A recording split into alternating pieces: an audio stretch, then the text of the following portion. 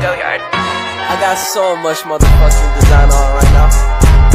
Break it down, bring it back, make it clap. I got 3 old thoughts, new guap, where that thing. Bitches on my line, and you know. Assalamualaikum warahmatullahi wabarakatuh. Perkenalkan, kami dari kelompok 1 akan mempresentasikan tentang hari kiamat.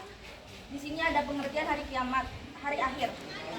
Menurut teori geologi dan menurut teori fisika, ada hari akhir adalah hari di mana bumi meletus akibat nebula atau gas panas yang ada di dalam perutnya menjadi dingin sehingga tekanannya hilang. Kemudian menurut teori fisika ada kiamat. Menurut teori fisika adalah letak matahari kira-kira 190 juta kilometer jauhnya dari bumi. Meski begitu, sinar matahari sampai ke bumi selama 8 menit 20 detik.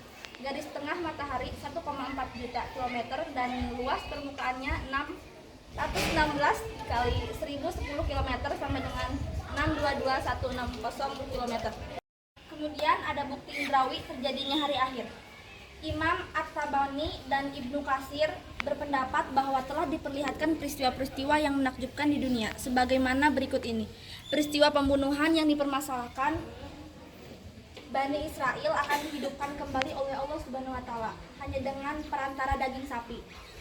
Kemudian dipukulkan ke tubuh orang yang terbunuh. QS Al-Baqarah surat 2 ayat 72 sampai 73.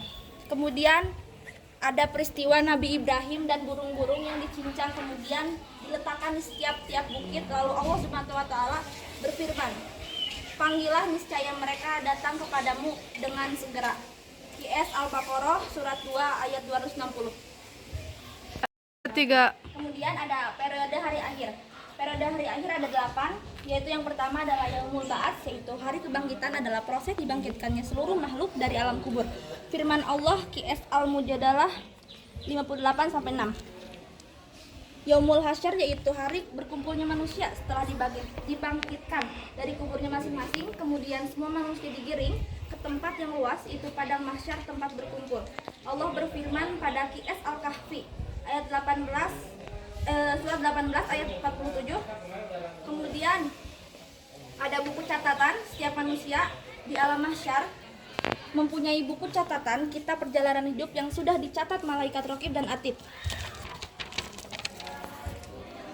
Sesuai dengan QS Al-Kahfi surat ke-18 ayat 49. Kemudian yang keempat ada Yaumul Hisab dan Mizan. Yaumul Hisab adalah hari ketika Allah memperlihatkan semua amalan di akhirat untuk dihisab. Dan Yaumul Mizan adalah timbangan yang adil, berisi kebajikan dan kejahatan yang telah diperbuat setiap umat manusia.